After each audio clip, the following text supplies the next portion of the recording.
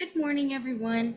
I wanted to come and spend a few minutes this morning talking to you guys about professionalism in the virtual world, because more and more that is the world that we're living in. We have world events that have happened that have caused a lot of people to want to work from home, including I know a lot of you are hoping to pursue that after you're finished with your program. So I wanted to talk a little bit about being professional in that environment. And one of the big things that comes with working from home and working in a virtual world is Zoom meetings and virtual meetings, right? And we want to, if we are not hosting that meeting, we want to always be respectful to the person that is hosting it. And that means muting your camera or muting your microphone if you've got background noise or something going on behind you.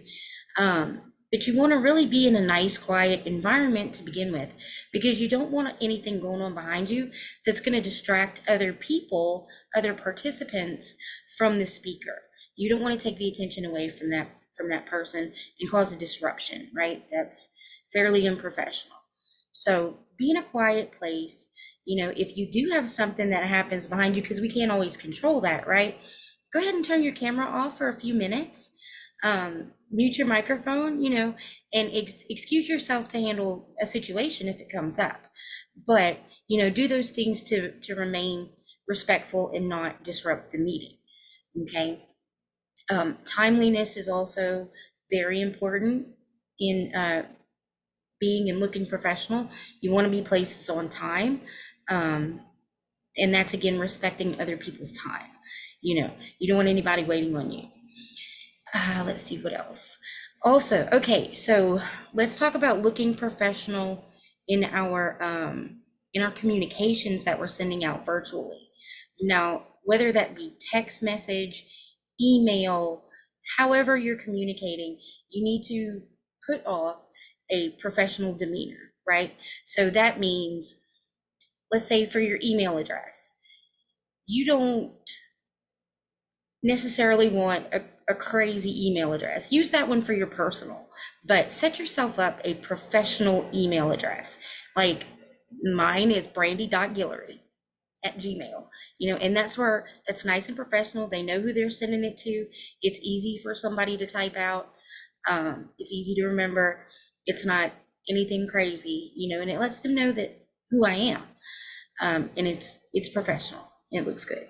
So that's a definite tip and suggestion right there, is to get you an email address that is basically just your name, and have all of your, when you apply for jobs and send out resumes and things like that, have that going to that email address. Okay. So that's tip number one. You also want to, if an employer calls you, you do not want to have a crazy voicemail message. Simplify it down. This is so you've reached so and so, or you've reached this number. Please leave me a message. You don't want crazy stuff in the background. You definitely don't want any, expletives. Don't curse or say you don't care if you don't leave a message, stuff like that. Because, guys, first impressions matter as much as it is not fair. And I'm the first person to say, don't judge me on how I look or how I talk or things like that. When you go into a job interview, when you apply for a job, they are judging you, and it's unfair. But unfortunately, that's the world that we live in. That's the business environment. They want you to put off a good appearance to their clients, to their customers, to their doctors, and things like that. So professionalism is important. You want to go to an interview looking right. You want to have your voicemail on point. You don't want them emailing Buki's Mama 29. Just put out that professional front, and that will get you so much further. It'll get you in the door, and that's one of the people don't realize how much they get passed over because of really simple things like that. Okay. And my last thing I want to talk about with business in the virtual world, professionalism in the virtual world, is your social media. Okay. Everybody loves their social media, but employers do check it. I'm just gonna let y'all know up front. Employers look at your Facebook, they look at your TikTok, and if they have you saved in their contacts, you're gonna come up in their feed. So just keep that in mind when you're putting things out there on the internet. Remember, whatever you put out there is out there forever. So just keep that in mind.